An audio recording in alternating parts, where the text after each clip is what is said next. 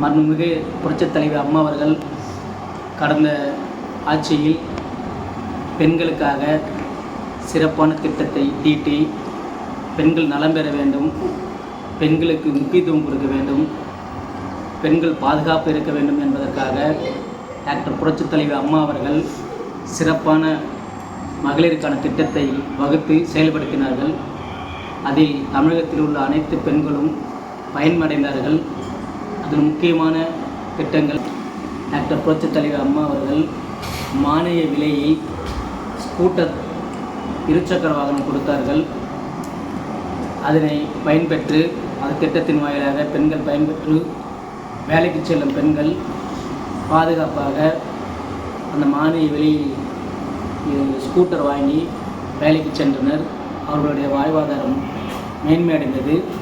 அது மட்டுமில்லாமல் பாலூட்டும் தாய்மார்கள் வெளியூருக்கு சென்று வரும்போது பேருந்து நிலையங்களில் குழந்தை அழுகும்போது பால் கொடுப்பதற்கு சிரமமாக இருப்பதை டாக்டர் புரட்சித் தலைவி அம்மா அவர்கள் உணர்ந்து பாலூட்டும் தாய்மார்கள் அறையென தமிழகத்தில் உள்ள அனைத்து பேருந்து நிலையங்களிலும் பெண்களுக்காக பாலூட்டும் தாய்மார்களுக்காக தனி அறையை ஒதுக்கி அதை சீரமைத்து பெண்கள் பாதுகாப்பாக குழந்தைகளுக்கு சிரமமின்றி பாலூட்டக்கூடிய அந்த தாய் உள்ளத்தோடு அந்த திட்டத்தை டாக்டர் புரட்சித் தலைவி அம்மா அவர்கள் செயல்படுத்தினார்கள்.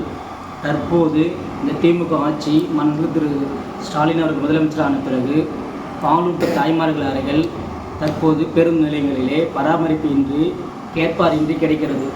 இதனால் பாலூட்டும் தாய்மார்கள் பேருந்து நிலையங்களே கடந்து செல்லும்போது மிகவும் சிரமப்படுகிறார்கள் என்பதை இந்த நேரத்திலே இந்த வீடியோ வாயிலாக உங்களுக்கு தெரிவித்துக் கொள்கின்றேன். மேலும் பெண்கள் எப்போதுமே ஆண்களுக்கு அடிமை இல்லை, ஆண்களும் பெண்களும் சமம், பெண்களை அனைவரும் மதிக்க வேண்டும் என்பதற்காக குடும்ப அட்டைகளில் பெண்களையே குடும்பத் தலைவியாக நியமனம் செய்து அந்த பெண்களின் புகைப்படமே அதில் குடும்பத் தலைவர் புகைப்படமாக இடம்பெறச் செய்து பெண்களுக்கு ஒரு முக்கியத்துவத்தை வழங்கியவர் டாக்டர் புரட்சித் தலைவி அம்மா அவர்கள்.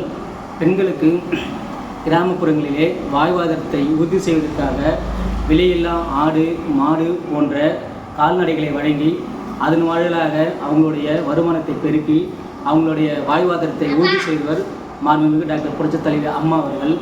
இத்தகைய பெண்களுக்காகவே சிறப்பான திட்டங்களை தீட்டி செயல்படுத்தி பெண்கள் வாழ்வில் முன்னேற வேண்டும், பெண்களுக்கான அதிகாரம் கிடைக்க வேண்டும் என்று டாக்டர் புரட்சித் தலைவி அம்மா அவர்கள் செயல்படுத்தினார்கள்.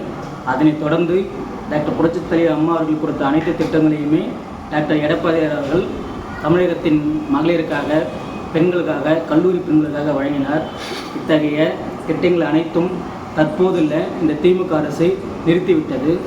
ஆகையால் தமிழகத்தில் உள்ள அனைத்து சகோதர சகோதரிகளும் தாய்மார்களும் மாண்புமிகு புரட்சித் தலைவி அம்மா அவர்களின் பொற்கால ஆட்சியால் தொடங்கிட வேண்டும் என்றும் மாண்புமிகு டாக்டர் எடப்பாடியார் ஆட்சி மீண்டும் வளர்ந்திட வேண்டும் என்று உங்களோட ஆதரவை டாக்டர் எடப்பாடியார் அவர்கள் வழங்குமாறு உங்கள் அன்போடு கேட்டுக்கொள்கின்றோம்.